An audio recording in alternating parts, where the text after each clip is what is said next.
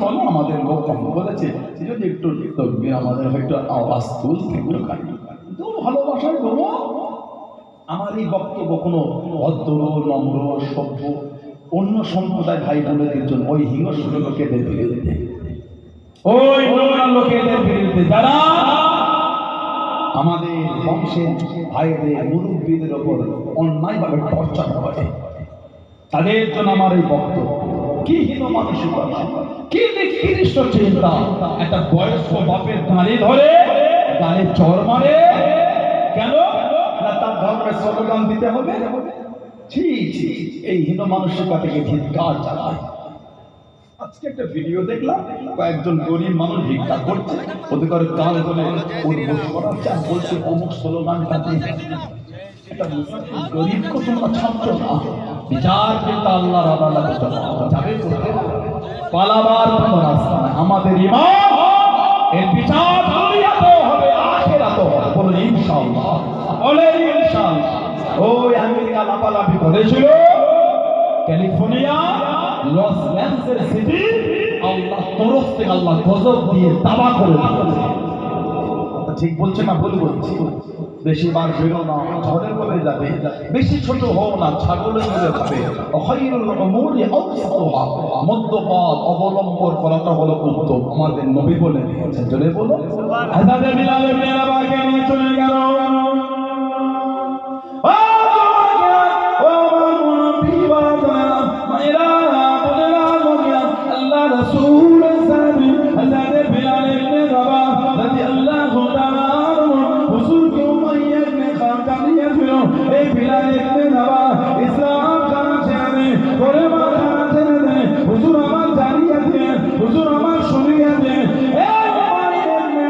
আমি আমার অন্তর থেকে ইসলামের কলেমাটা মজবে না, ইসলামের নীতিটা মজবে না। হযরত বিলাল ইবনে রাবাহ রাদিয়াল্লাহু তাআলা হুজুরকে এত মা মেনেছিল, হাতে পায়ে দড়ি বেঁধে শিশিরে নিয়ে একটা জায়গায় বেঁধে নিয়ে এত মা মেনেছিল, হুজুরের শরীর শরীর ফেটে গেল, রক্ত খাওয়া দরকার। আমি আমার শরীর গানা ফেটে গিয়ে রক্ত ভরে গিয়েছি, তোদের জানে দেখি মায়া নয়, তোদের জানে দেখি দয়া নয়। আমি বেলাল এত বড় আমাকে মেরেছি, ও তোমাকে কাপের পেটি মুড়িটা নিয়ে দিল। ও বেলাল ইবনে রাবাহ, ইসলাম খানা ছেড়ে দাও, আল্লাহকে ভুলে দাও, কলেমা খানা ছেড়ে দাও, নবীকে ভুলে দাও। হযরত বিলাল ইবনে রাবাহ রাদিয়াল্লাহু তাআলা রক্তাক্ত অবস্থায় দাঁড়িয়ে দিয়েছিল। আমি বেলাল শহীদ হয়ে যাব, আমি বেলালকে চোরাচুরি টুকরো টুকরো করে দিস। আমি বেলাল রাদিয়াল্লাহু তাআলা আমার অন্তর থেকে ইমানের কলেমাটা মুছবে না। জোরে বলুন সুবহানাল্লাহ, আর একটু জোরে বলুন সুবহানাল্লাহ। গোটা শরীর ফেটে রক্ত ঝরছে, তখনও বলছে আমি আল্লাহর ওয়াহদানিয়ত থেকে সরছি না। বলুন না সুবহানাল্লাহ। তখনও জবান সাক্ষী দিচ্ছে আহাদ আহাদ আমার আল্লাহ এক, আমার আল্লাহ এক, আমার আল্লাহ এক। বলবেন না সুবহানাল্লাহ। কিতাবে এসেছে এত মা হুজুরকে বেড়েছিল, বেলাল ইবনে রাবাহ রাদিয়াল্লাহু আনহু বেহুশ হয়ে গেছে। হুজুর বেহুশ হয়ে গেছে। ওনার মা কিন্তু ছিলেন রাজবংশের মেয়ে, ওনার মা ছিল রাজবংশের মেয়ে, রাজবংশের মেয়ে।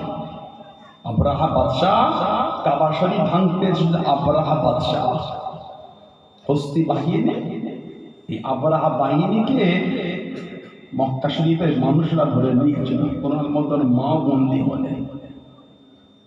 ওনার মা খাদেমা, গোলাম খাদেমা বানিয়ে দিল, যে বাড়িতে কাজ করতেন হুজুরের আব্বা ওই বাড়িতে কাজ করতেন।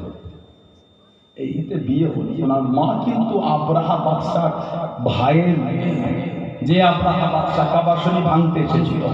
সূরা ফিল আল্লাহ নাযিল করেছেন, সূরা আলম তারা কাইফা ফাআলা রাব্বুকা বিআসহাবিল ফিল।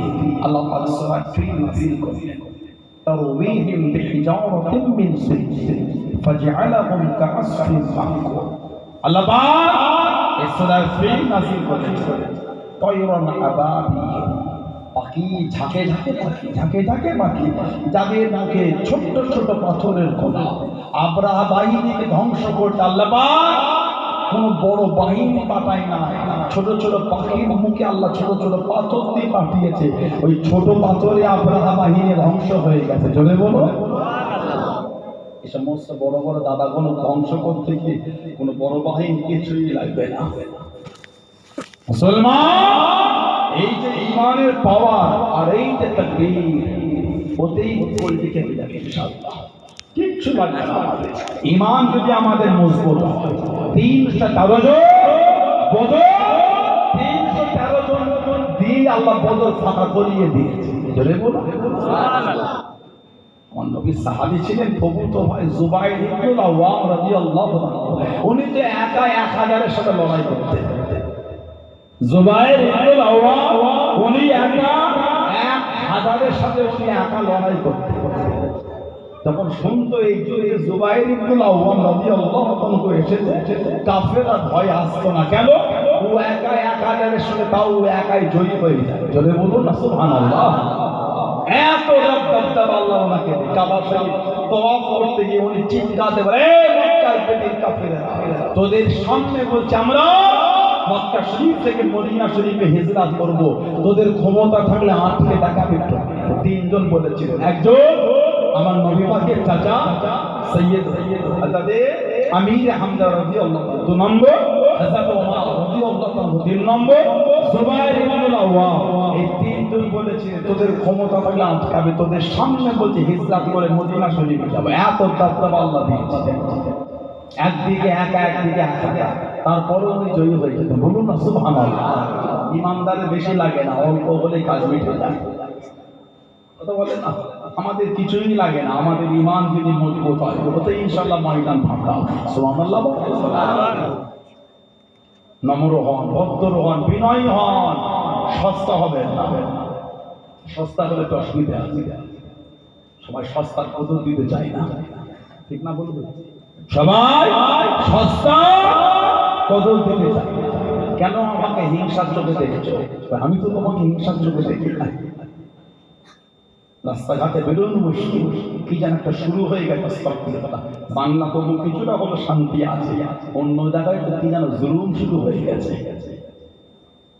কি একটা অত্যাচার অন্য জায়গায় শুরু হয়েছে। সেদিন আজ নোংরা পুলিশের ভিডিও দেখলাম, ঘৃণা লাগে এদের পুলিশ বলতে।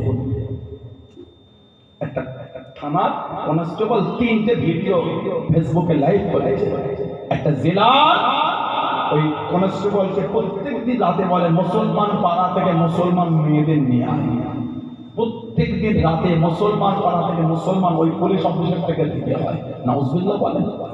এদের পুলিশ বলতে ঘৃণা হয় না। ওরা তো ভারতবর্ষের লোকের জুতো পাওয়ার যোগ্যতা রাখে না। কথা ঠিক না ভুল বলছি? পরীক্ষিত যারা পুলিশ তাদের আমরা স্যালুট জানাই, আগেও জানিয়েছি, এখনো জানাচ্ছি, আগামী তো জানাবো। পরীক্ষিত জানা পুলিশ প্রশাসন এই ঠান্ডা ফাঁকা রাস্তায় দাঁড়িয়ে দাঁড়িয়ে তারা তাদের ডিউটি পালন করছে। স্যালুট জানাই পুলিশ।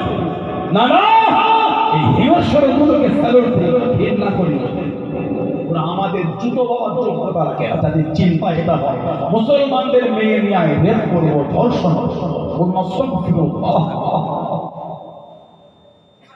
কি জুলুম আমাদের উপর শুরু করেছে। আল্লাহ আমাদের হিফাজত করে। বলেন আমিন, বলেন আল্লাহুম্মা আমিন, বলেন আল্লাহুম্মা।